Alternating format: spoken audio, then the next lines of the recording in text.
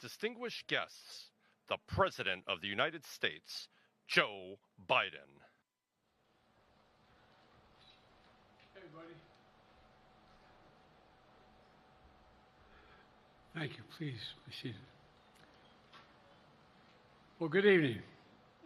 We just concluded this year's NATO summit, and the consensus among the members was it was a great success.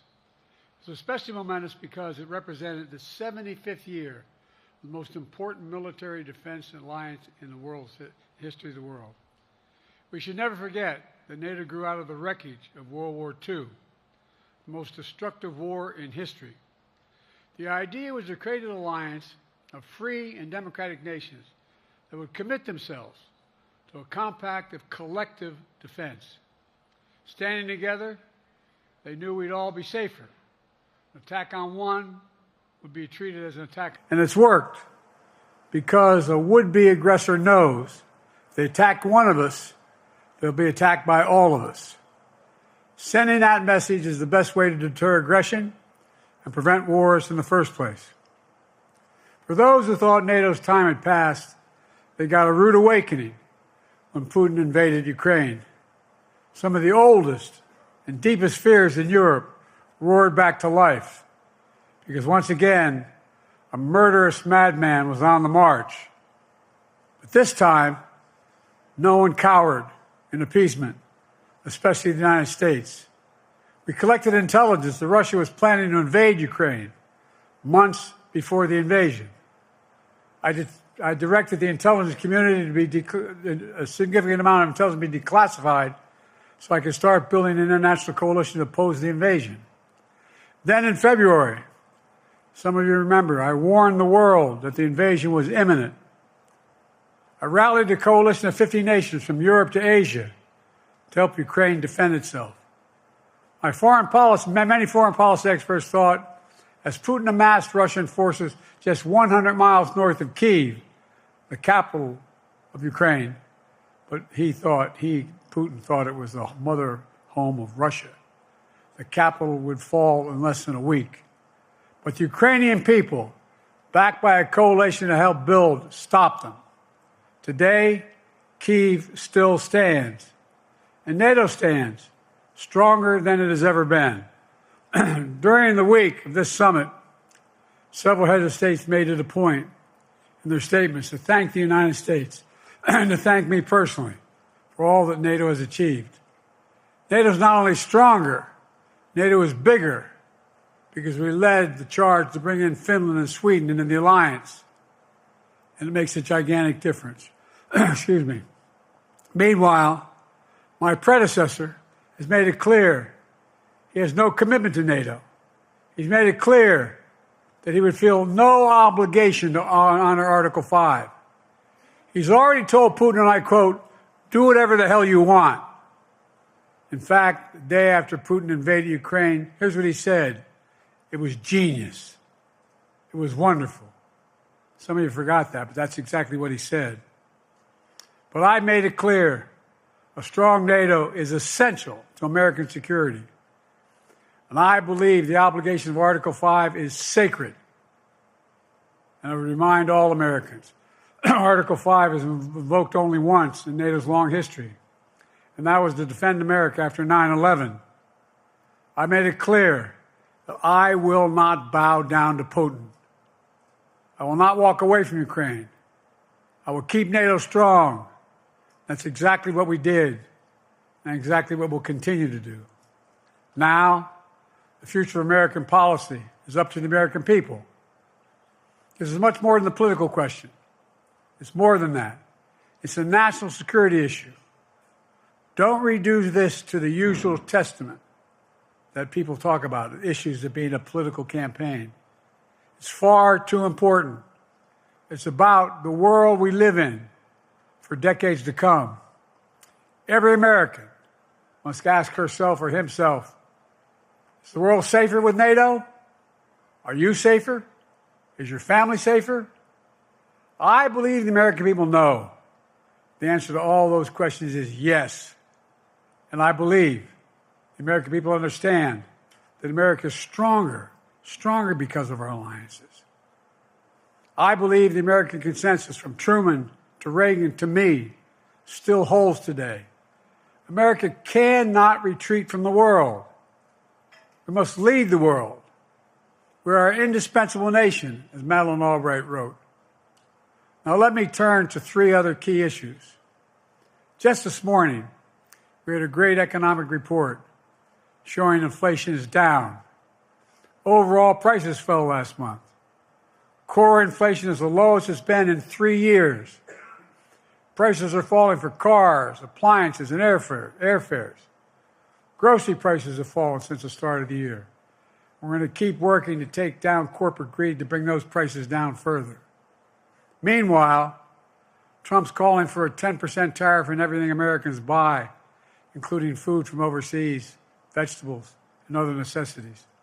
And economists tell us that would cost the average American working family another $2,500 a year. It's a tax of $2,500 a year. Second, our efforts to secure the border, southern border, is working. After Trump killed the bipartisan effort to secure the border, Republicans and Democrats had worked on, because he thought it would benefit me and make him a loser, Republicans walked away. So I took executive action last month. As a consequence, working with Mexico, border encounters have gone down over 50%. The current level is lower today than when Trump left office. Third, for months, the United States has been working to secure a ceasefire in Gaza, to bring the hostages home, to create a path for peace and stability in the Middle East.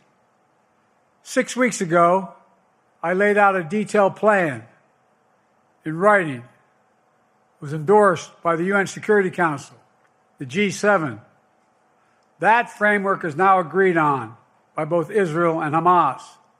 So I sent my team to the region to hammer out the details.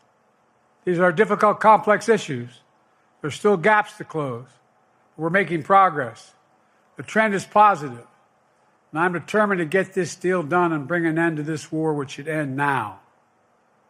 Let me conclude where I began. We're the United States of America. We are the indispensable nation. Our leadership matters. Our partnerships matter. This moment matters. We must rise to meet it.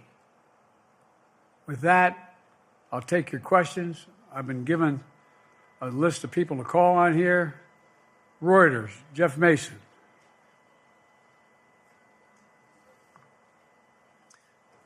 Mr. President, your political future has hung over the NATO summit a little bit this week. Speaker Pelosi made a point of suggesting that your decision on whether to stay in the race was still open. George Clooney and a handful of lawmakers have called on you to step aside. Reuters is reporting tonight that UAW leadership is concerned about your ability to win. UAW just endorsed me, but go ahead. Thank you. My question for you is, how are you incorporating these developments into your decision to stay?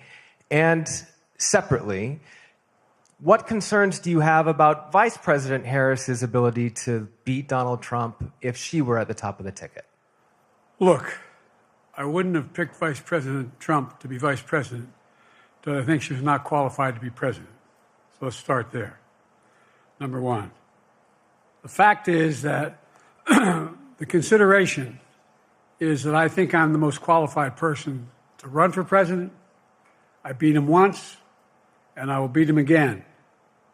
Secondly, the idea, I served in the Senate a long time. The idea that senators and congressmen running for office worry about the ticket is not unusual.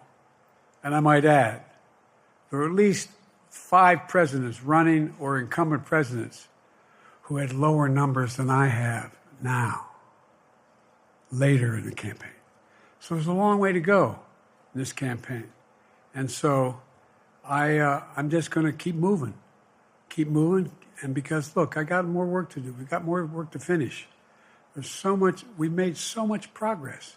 Think about it. Think about where we are economically relative to the rest of the world. Name me a world leader who wouldn't want to trade places with our economy.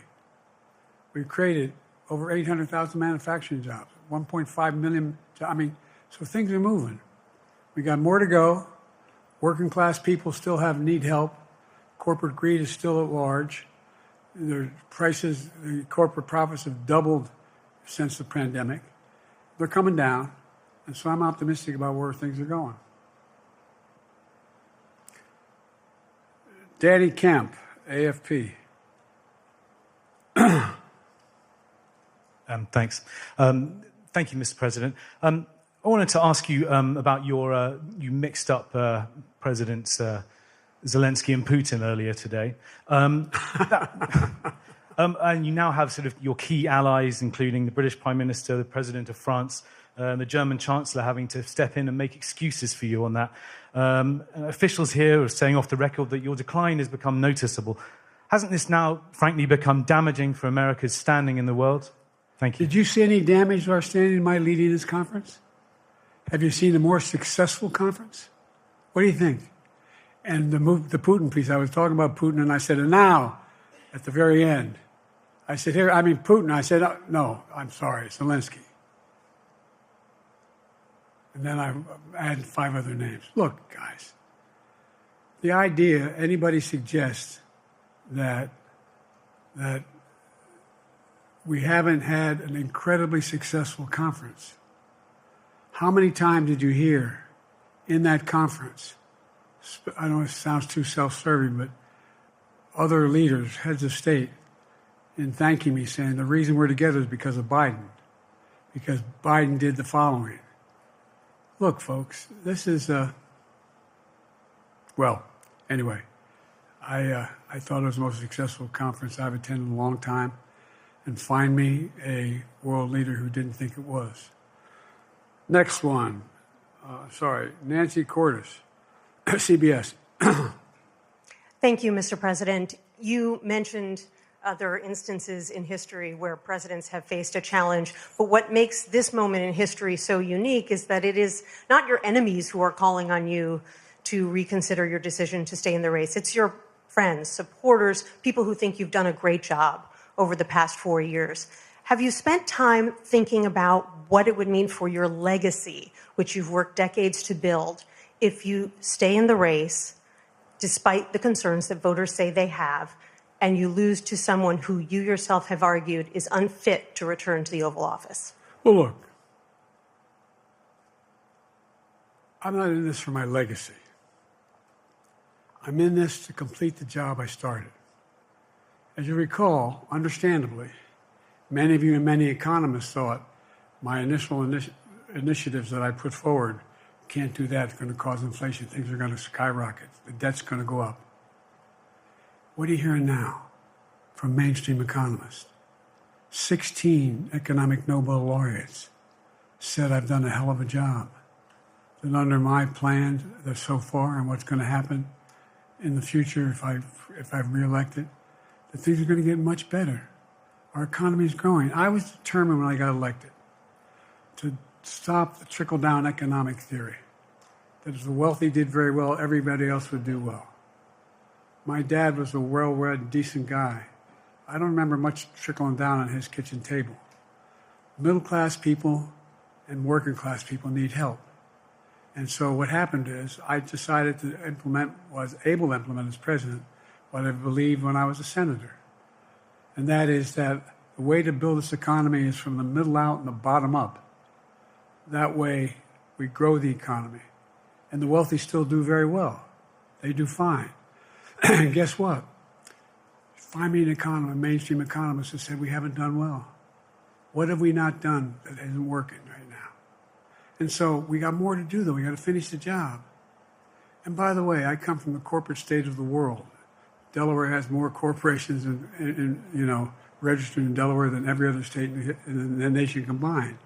I'm not anti-corporate, but corporate profits have doubled since the pandemic. Doubled. It's time things get back in order a little bit. It's time, for example, if I'm reelected, we're going to make sure that rents are kept at 5% increase of corporate rents for apartments and the like and homes are limited to 5%. We're going to make a lot of changes that I've been talking about. because we're going to continue to grow this economy. And by the way, remember how I got so roundly criticized for being so pro-union, not labor, union. Well, guess what? I've been the most pro-union labor president in history. Not a joke. And guess what? We had the Treasury Department do a study. When unions do better, everybody does better. Everybody does better. And we talk about how, for example, remember when we talked about getting the computer chip industry back in the United States? Used to be 40% of the industry. We invented the chip. 40% of the industry was in the United States. And former presidents decided that the best way to do it is find the cheapest labor in the world, send the product over there, and import what the product was. And so what did I do? I was told not to go over to Asia, including Europe, but Asia. And I remember going to South Korea, convincing them to invest $20 billion in the United States to build computer chip factories. And I asked why when they finally decided to do it. And the answer was because you have the safest economy in the world and you have the best workers in the world. So the whole idea here is we've invested, there's over $50 billion in investment in computer chip manufacturing just coming in the bean. None of you thought that would happen. None of you thought that would happen. But it's happening. It's happening. And it's going to grow economies. All through, and by the way, red states and blue states. Matter of fact, there's as much in red states as in blue states. I've made no distinction. So my generic point is that the idea that we can't continue to build and grow the economy, make it fairer.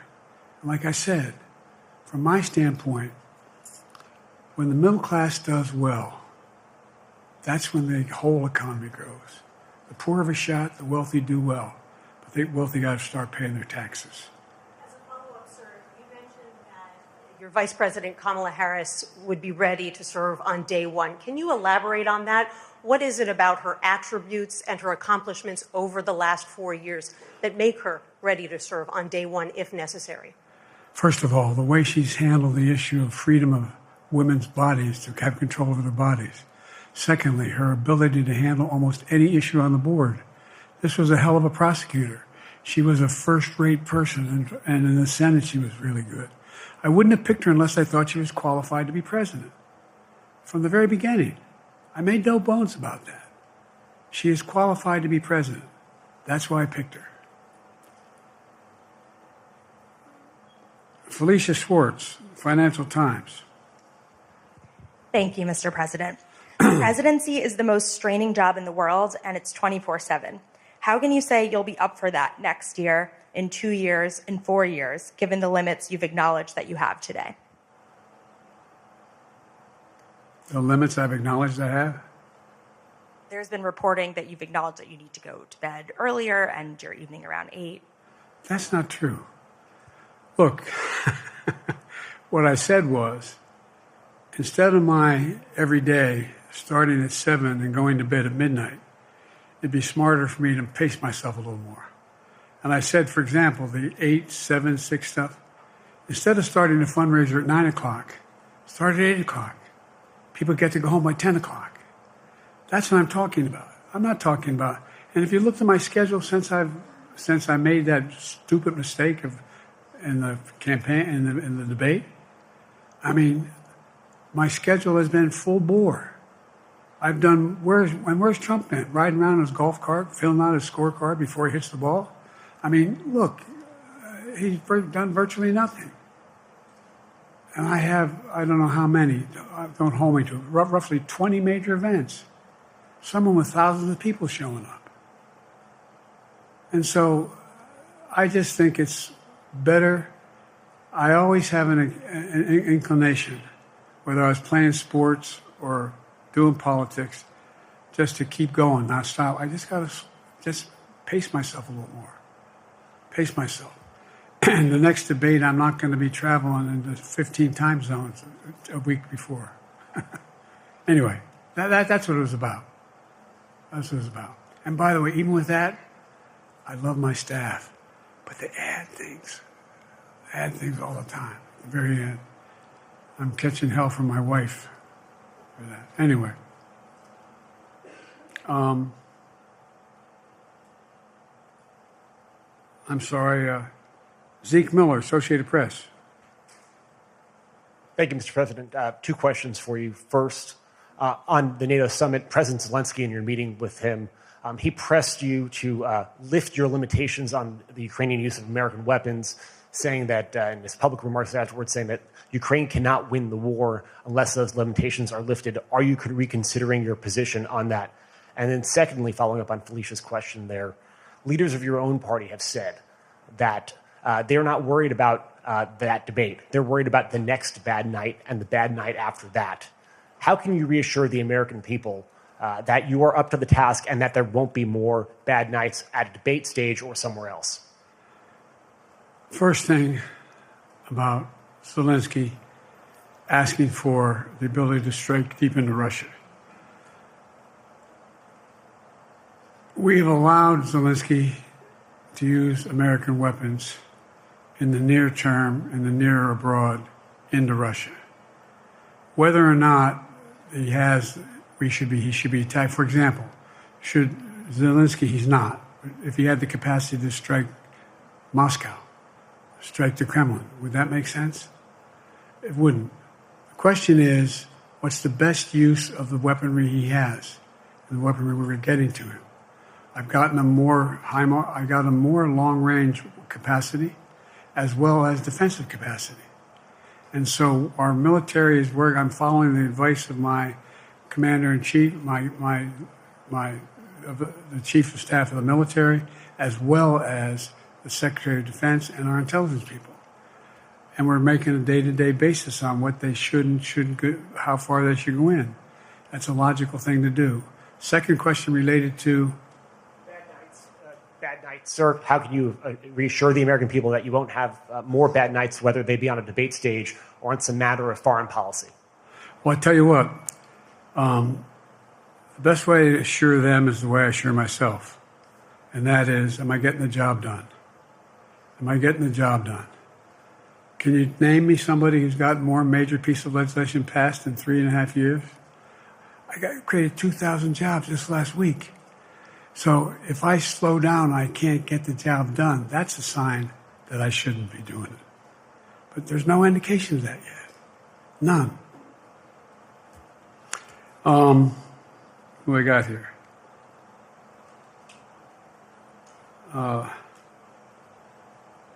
Merrick, Pulaski Radio.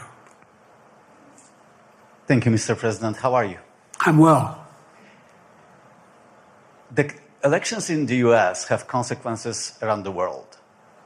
You have pretty high standing in Europe. I just asked President Macron about you, and he said we are happy to have him as the President of the United States. But there is a concern.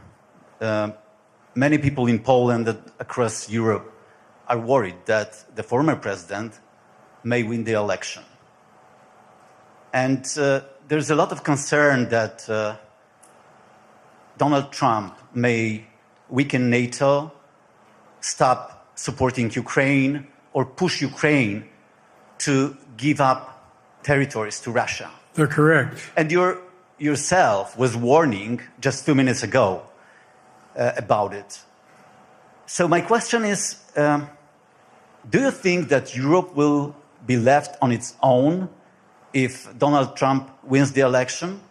And what's your advice to European leaders to prepare for possible US disengagement? Well, look, I think, how can I say this without sounding too self-serving? I'm not having any of my European allies come up to me and say, Joe, don't run. What I hear them say is, you've got to win.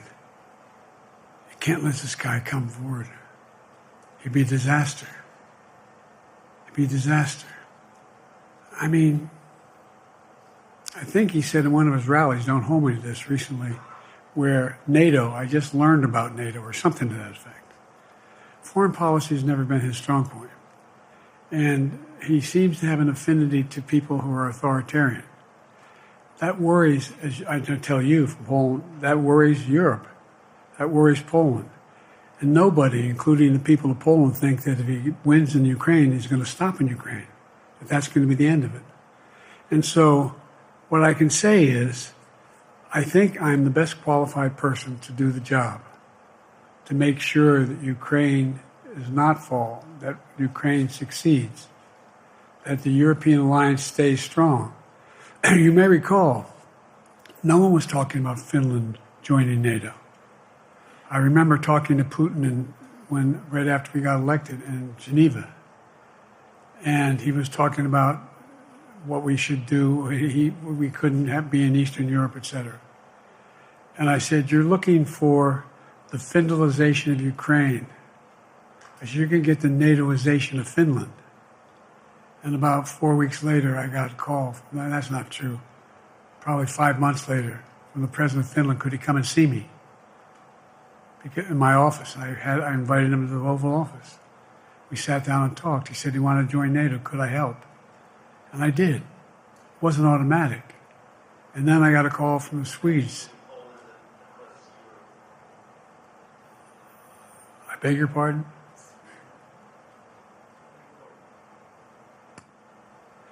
And so Finland joined NATO. 800-mile border is a significant, and they were already allies, but they weren't part of NATO.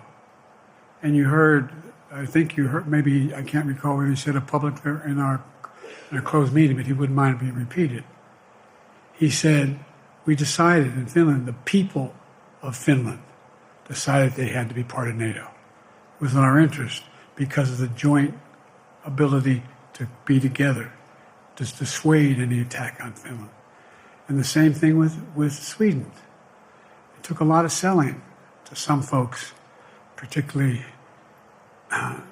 in Turkey and other places, to agree to the expansion. But it expanded. And we're a hell of a lot stronger because of it. We're more secure because of it. And by the way, I was able to get 50 other nations, 50, to support Ukraine. 50. We were able to bring about a coalition of Europe and Asia, Japan and South Korea. I just we talked about AUKUS, and we talked about the relationship between Australia, New Zealand, Japan, South Korea, the United States. We're making the world safer and stronger because we have to deal with the new arrangement that exists in the world. The Cold War is over. The post-war era is over. What is going to replace it? And I respectfully suggest I have a pretty good idea what that should be. I've convinced a lot of people to follow it, and we're just going to get stronger. David Sanger. Where's it? Thank you, Mr. President. Be nice, David. Mr. President, the NATO declaration that was issued yesterday was very notable because it described China as a decisive enabler of the war in Ukraine for its provision of critical goods to the Russians. That's part of a broader partnership that seems to have cemented in place in the past 2 or 3 years. I think one that you were a little bit doubtful of when we asked you about it some time ago. So I'd be interested to know whether you have a strategy now of trying to interrupt the partnership between China and Russia, and whether or not in a second term you would pursue that, if you could describe that strategy to us. And along the way, could you also tell us whether you think, just to follow up on Felicia's question, that if you were in a room with Vladimir Putin again, the way you were 3 years ago, or with President Xi, that a few years from now you will be able to go negotiate with them, handle them one-on-one? Well, the first part of the question is, we discussed and I raised in the NATO summit, and others raised, the future of China's involvement, what they're going to do. What they're doing with Russia in terms of accommodating, facilitating, They're getting access to additional. They're not supplying weapons themselves. They're supplying mechanisms for them to be able to get weapons. And China's position is basically, and I've spent more time with Xi Jinping than any world leader has, over 90 hours since being vice president all the way through, for real. And by the way, I handed all my notes. But my point is that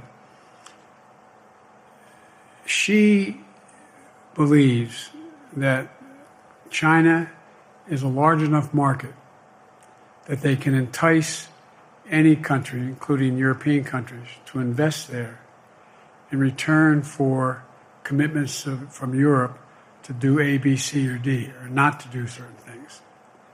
What's happened is we had a long discussion about what we have to make clear. China has to understand that if they are supplying Russia with information and capacity, along with working with North Korea and others to help Russia in armament, that they're not going to benefit economically as a consequence of that by getting the kind of investment they're looking for.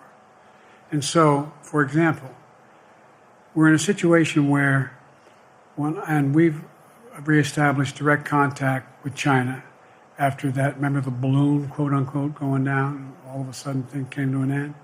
Well, we set up a new mechanism.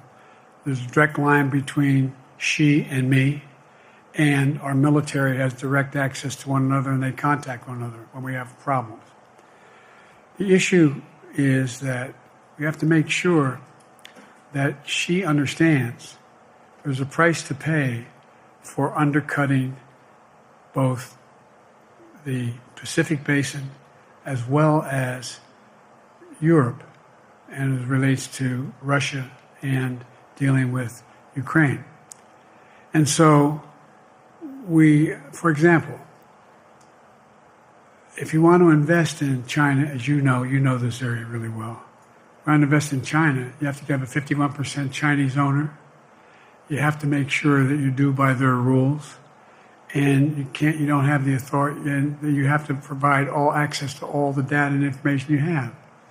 There was a while there, as you recall, the last administration and other administrations, where the access to that market was enticing enough to get companies to come in because they had access to over 1 billion people in a market, not 1 billion, but a lot of people in the market. And so they were doing it.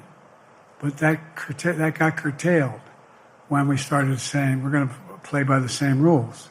For example, the idea they don't abide by the international rules related to subsidizing products by the government funding.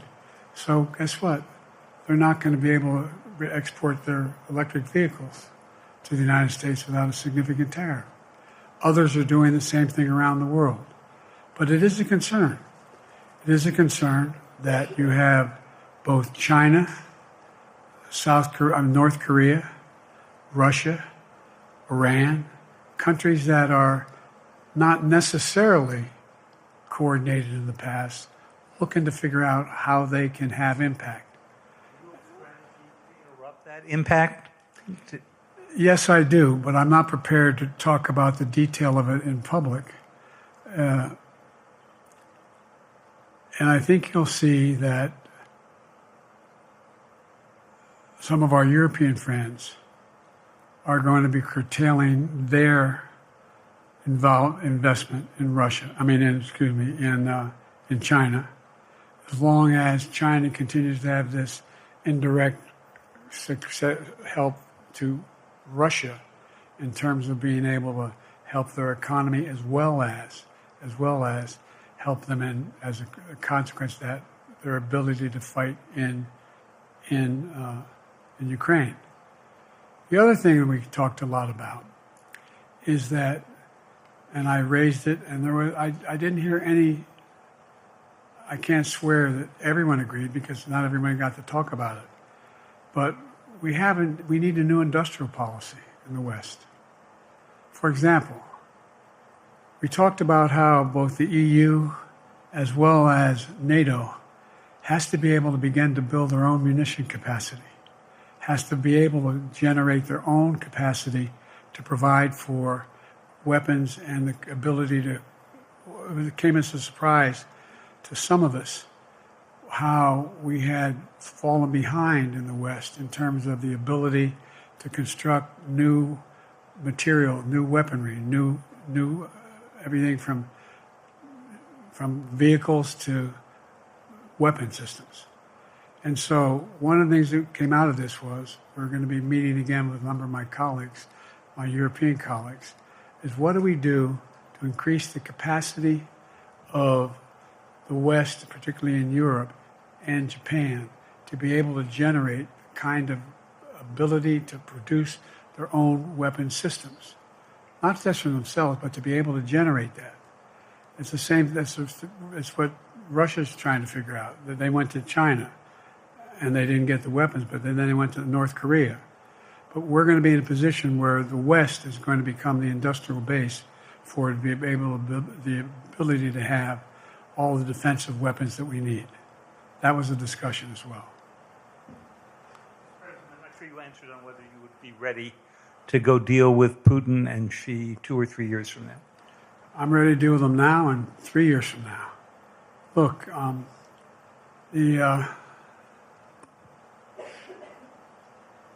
like I said, I'm dealing with Xi right now and direct contact with him.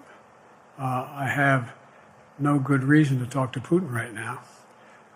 There's not much that he is prepared to do in terms of accommodating any change in his behavior. But there isn't any world leader I'm not prepared to deal with. But I understand the generic point is Putin ready to talk? I'm not ready to talk to Putin unless Putin's ready to change his behavior. And the idea, look, Putin's got a problem. First of all, in this war that he is supposedly have won, and by the way, I think, don't hold me to the exact number, but I think Russia had 17.3% of Ukraine that they've conquered. Now it's 17.4.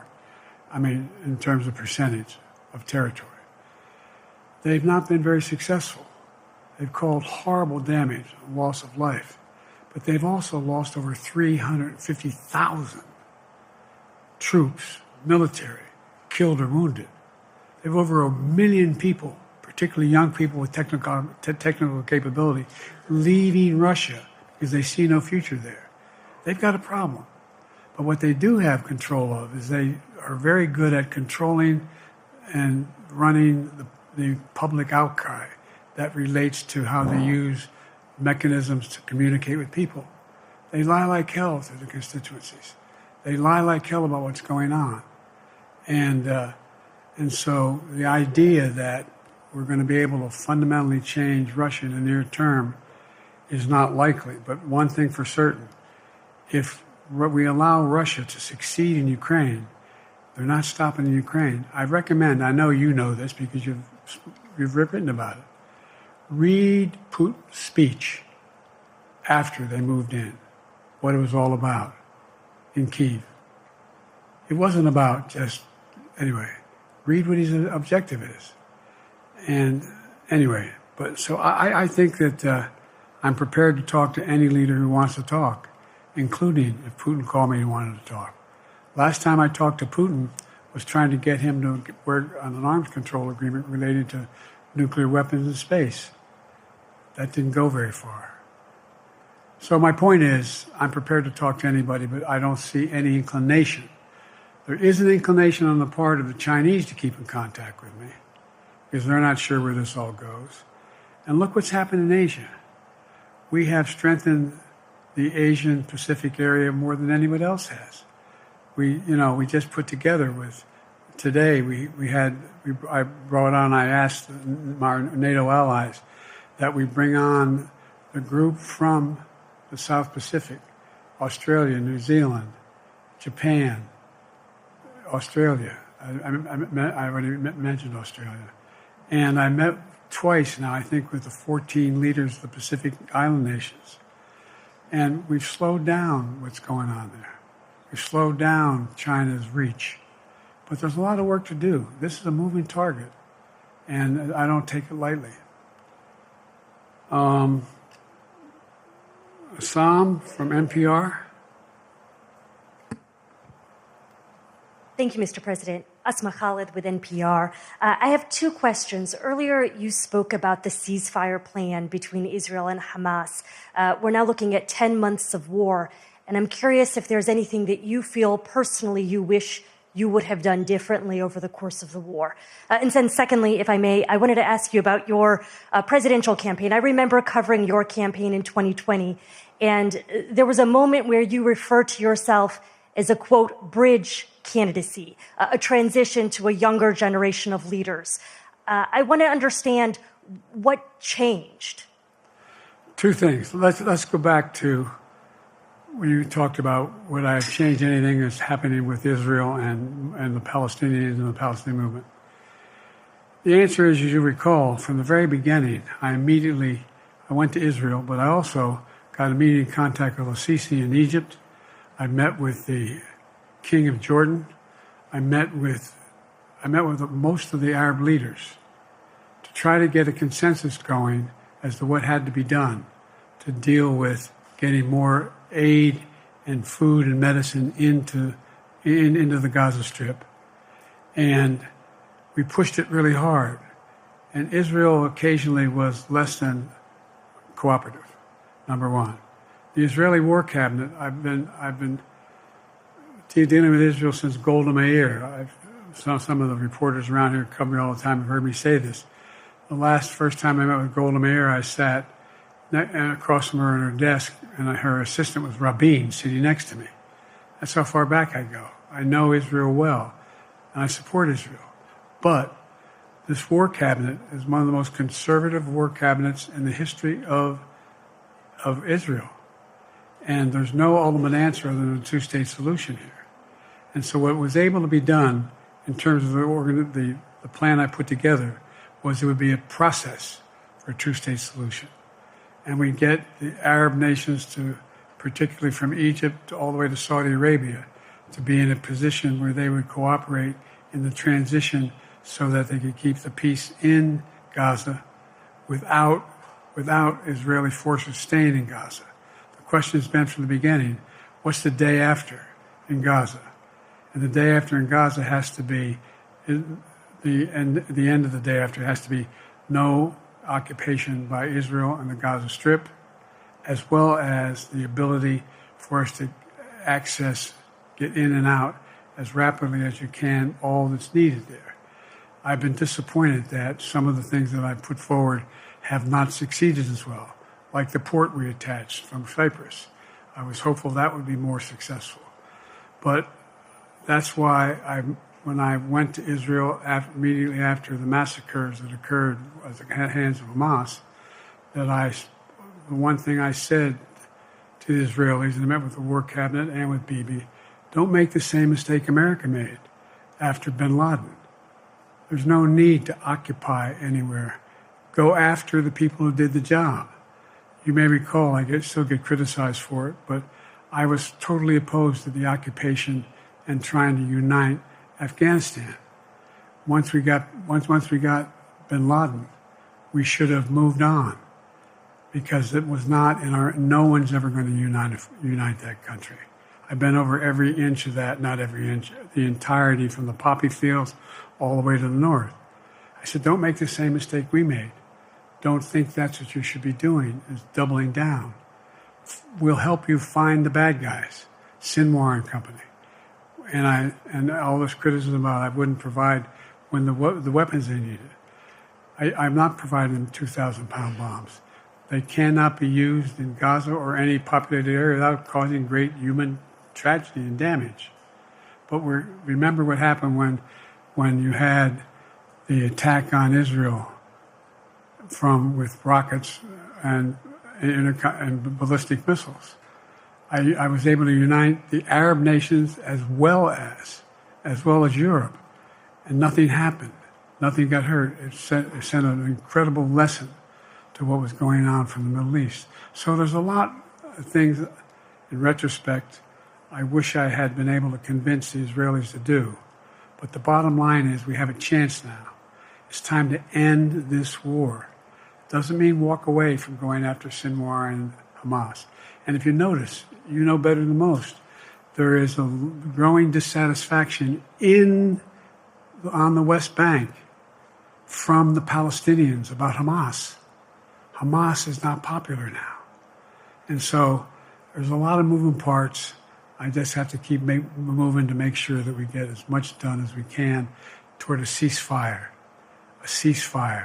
and get those. And by the way, look at the numbers in Israel. I mean, my numbers are better in Israel than they are here. But then again, they're better than a lot of other people here too. But anyway. Bridge candidacy in 2020, you referred to yourself as being a bridge candidate for a younger, fresher generation of Democratic leaders, and I wanted to know what changed. What changed was the gravity of the situation I inherited in terms of the economy, our foreign policy, and domestic division. And I think, I won't put words in anybody's mouth, most presidential historians give me credit for having accomplished more than most any president since Johnson and maybe before that to get major pieces of legislation passed. And what I realized was my long time in the Senate had equipped me to have the wisdom to know how to deal with the Congress, to get things done. We got more major legislation passed that no one thought would happen. And I want to finish it, to get that finished. If tomorrow, if we had a circumstance where there was a lineup and I hadn't inherited what I did and we just moved things along, anyway, it's going to change. Last question. Haley Bull, Scripps. Or no, Josh Weingrove, I'm sorry, was the next one. I'll do two more questions. Thank you, Mr. President. Many of your colleagues, Democrats on the Hill, are watching tonight as they assess what they want to say about your candidacy. I'm wondering how you're thinking of this right now. It seems like your answer is clear, but they're watching how things go tonight, tomorrow in Michigan, next week in Texas and Nevada. Are you thinking that way about how the next week or two goes would inform your... Am I using that way, you say? Are you thinking that way about how the next 2 weeks go? Will that affect your decision, or are you fully determined on running in November as the party's nominee? I'm determined on running, but I think it's important that I allay fears by let them see me out there. Let me see them out. For the longest time it was, Biden's not prepared to sit with us unscripted. Biden's not prepared to, anyway. And so what I'm doing is, and I've been doing, I think we've done over 20 major events, from Wisconsin to North Carolina, to demonstrate that I'm going out in the areas where we think we can win, where we can persuade people to move our way, or people are already there. And here, look, the other thing is, we have the most extensive campaign organization of anybody's had in a long, long time. We have well over 1,000 volunteers knocking on doors, making phone calls, making tens of thousands of phone calls. We have headquarters. I forget exactly how many. I don't want to cite a number and then find out I'm off. But we have scores of headquarters in all the toss-up states. We're organized. We're moving. And that's awful hard to replace in the near term. And here's the other thing. I was in the Senate a long time. Very proud of what I've done in the Senate. I was chairman of the Foreign Relations Committee for a long time, and I was chairman or ranking member and chairman of the Judiciary Committee. I'm going to be going down to the Johnson Library. I'm going to be going around making the case of the things that I think we have to finish and how we can't afford to lose what we've done or backslide on civil rights, civil liberties, women's rights. There's that little button we have. Control guns, not girls. I mean, the idea We're sitting around. That's where Kamala's so good as well. We're sitting around. More children are killed by a bullet than any other cause of death. The United States of America. What the hell are we doing? What are we doing? We got a candidate saying, promised the NRA, don't worry, I'm not going to do anything. I'm not going to do anything. We got a Supreme Court that is what you might call the most conservative court in American history. This is ridiculous. There's so much we can do still. And I'm determined to get it done. It's about freedom. And by the way, I'll end this. Well, I'm not going to do that. Haley has to come up too. But I remember I made a speech on democracy in Philadelphia at Independence Hall. And I'm not being critical, just observing. The bulk of the press said, what the hell is he talking about that for? Democracy. You did. Democracy is not an issue. Democracy is not an issue. Except the polling data showed 60% of the people knew I was right, thought I was right. I'm not asking you a question. You don't have to answer, obviously. But do you think our democracy is under siege based on this court? Do you think democracy is under siege based on Project 2025? Do you think he means what he says when he says he's going to do away with the civil service, eliminate the Department of Education, make sure, we've never been here before. And that's the other reason why you say, hand off to another generation. I've got to finish this job. I've got to finish this job because there's so much at stake. We've had some discussions over the past few days with your press secretary about the question of health exams. And you said you take a cognitive test every day in this job. Are you open to taking another physical or test before the election? Governor Whitmer of Michigan, for instance, said it wouldn't hurt to take a test.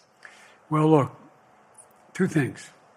One, I've taken 3 significant and intense neurological exams by a neurologist. In each case, as recently as February.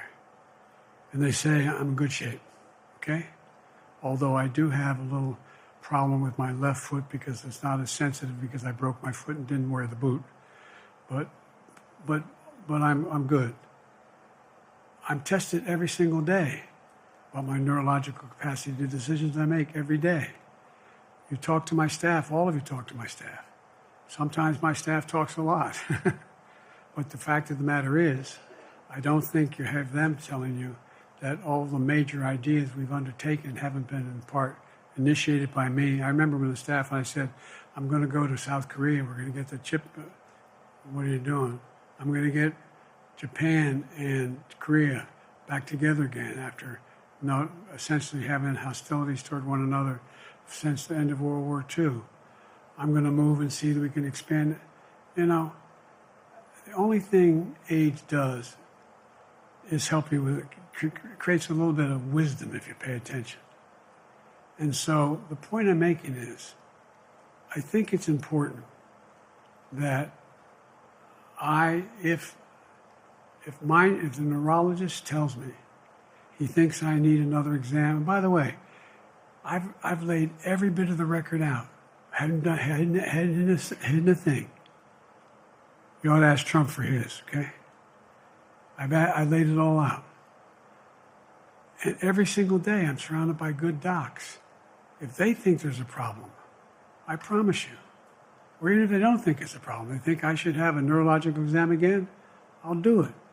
But no one's suggesting that to me now. And I'll ask you another question. No matter what I did, no one's going to be satisfied. Did you have 7 docs? Did you have 2? Who'd you have? Did you do this? How many times did you? So I am not opposed. If my doctors tell me I should have another neurological exam, I'll do it. But that's where I am. Haley Bull, Scripps. Thank you, Mr. President. You said you're making decisions on a day-to-day basis when it comes to support for Ukraine. Does that mean you have not closed the door on further considering lifting restrictions for U.S.-made weapons inside Russia? And if I may, your convention is coming up where your delegates are pledged to make you the official nominee. If they have second thoughts, are they free to vote their conscience? Obviously, they're free to do whatever they want, but I get overwhelming support. Overwhelming support. I won, I forget how many votes I won in the primary. Overwhelming. And so tomorrow, if all of a sudden I show up at the convention, everybody says, we want somebody else, that's the democratic process. It's not going to happen.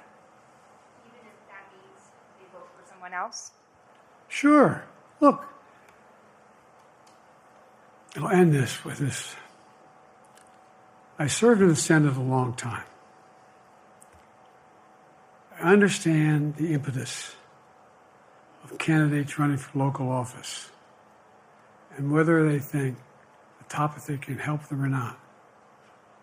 In my state of Delaware, which was a very, at least it was a red state when I started, in terms of where you now talk red and blue. I don't recall most of the Democratic presidents winning my state when I was a candidate. The truth of the matter is I understand the self-interest of every candidate.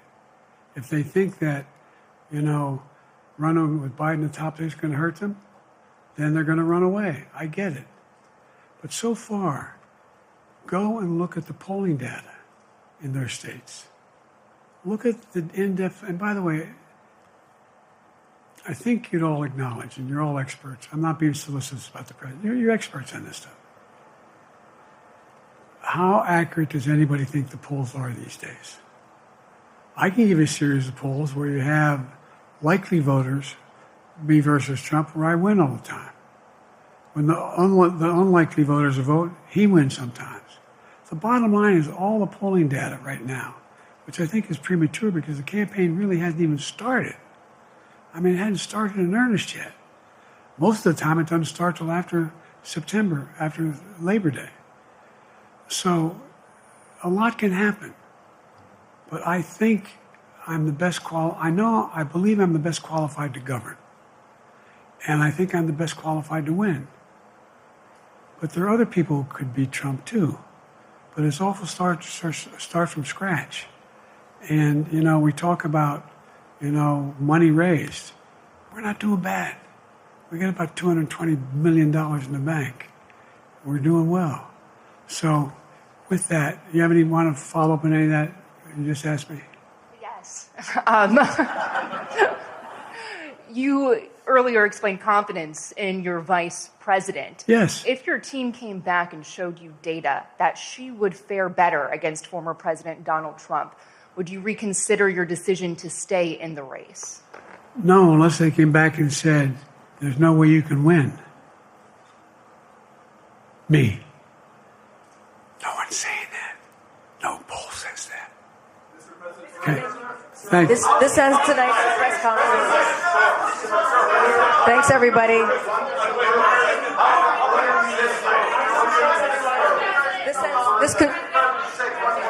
This concludes. Respectfully, earlier you misspoke in your opening answer. You referred to Vice President Harris as Vice President Trump.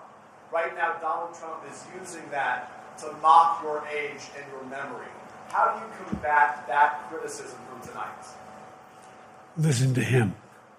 This concludes tonight's press conference. Thank you, everybody. Thanks, everyone.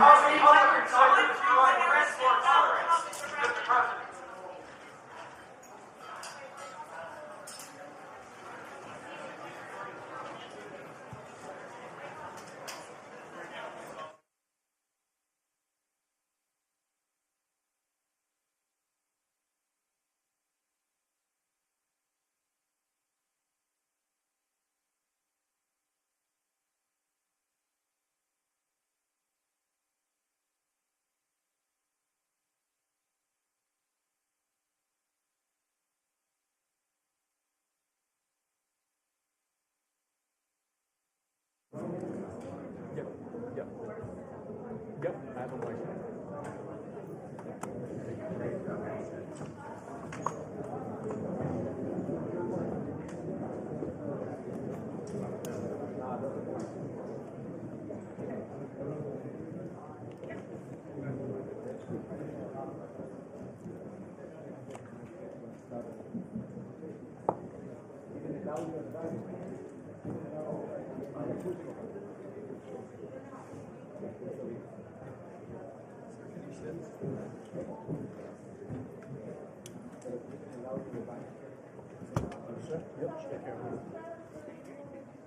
staying here. It's easier for me. Hey guys, can you sit?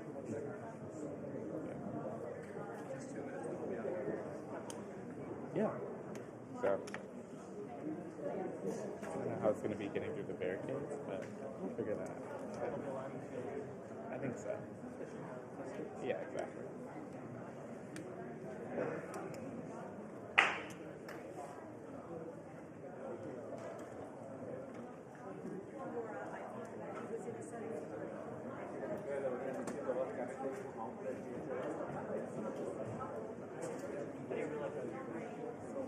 Were you like, what is that?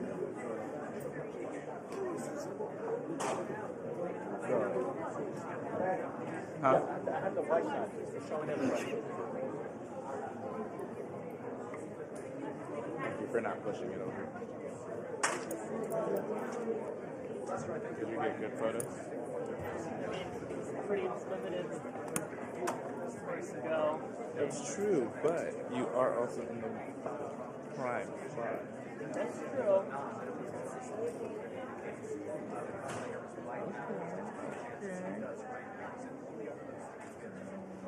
Let's get a block of eyes.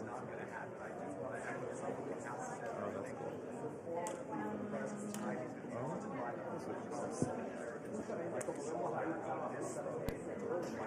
feel like I probably should get detailed shots. It's a really good movie.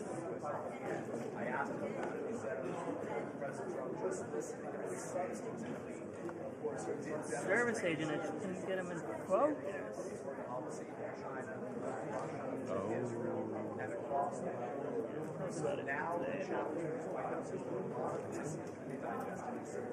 This is new though, you haven't seen this before. You just got that. I've done still photography. I never brought it.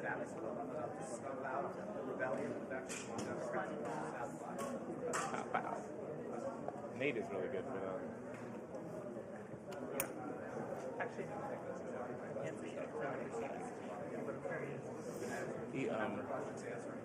yeah, he's really good for that. He's got like, he also does like recaps. He's like video, like, yeah. He doesn't post them, but he's got them. Oh, you see that? He showed me, but like, I think because I also critique them. But he always has his camera with him. Not always, but he'll pull it out, you know? Yeah, I've seen like he'll definitely post something. Or not post something. Every once in a while he does post something. He'll post like a picture of like before an event or something like that. He never posts like... I've always wondered, so I guess like camera setting. Because I've seen him set up a camera that's not out. That's what happens when you've been here for so long. Everyone's just like, yeah, doing his thing. There you go. Tenure does. That's what it does. Sweet, sweet tenure. Now I have to figure out how to get out of this place. How long do you guys... It's going to be a late night for you. We got a break. Or not all this stuff down, but we got a breakdown, back up, throw it in the truck, which I don't even know how to get to the loading dock.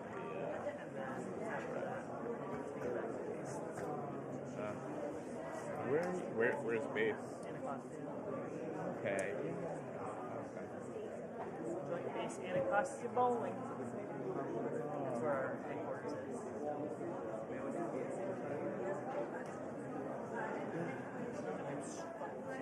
I am so hungry right now. And we're not gonna stop for like everyone's gonna start tearing out. No, actually it was over at Yeah. I see someone have fruit snacks here. There's like a fruit snack right there. Shame on them for not having enough to share. How did they not know? How did they not know?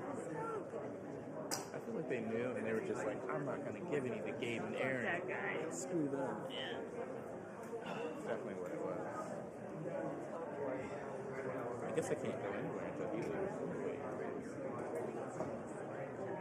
Probably wise. good with having company. I guess NATO staff or something, they had a camera set up in one of the working sections. I didn't know about it, but it was, I guess we were doing something yesterday. Yeah, I guess they needed it moved, so they just moved it elsewhere. We have no idea where. One of your cameras? Yeah. Oh my god. Yeah. So, that seems like a big deal. Completely. just a little bit. Completely, theoretically steal camera. Sounds like an international endeavor. I don't know about all that. I'm not paying for it, though. Not signed out under my name. Do you guys have to sign out your camera? No. So technically, I have to say that's so intense. whenever, because we have a giant warehouse equipment, right? And every trip, there's like we have designated pallets, remade pallets. So it's photo strips, it gives a photo slope. The photo slope is significantly smaller. But yeah, well, trip hits, whoever's in charge, so in this case would be Amy, she'll check out one photo slope, she gets to the event site, if she needs anything additional, she'll request that. Anyway, she's scared, not me.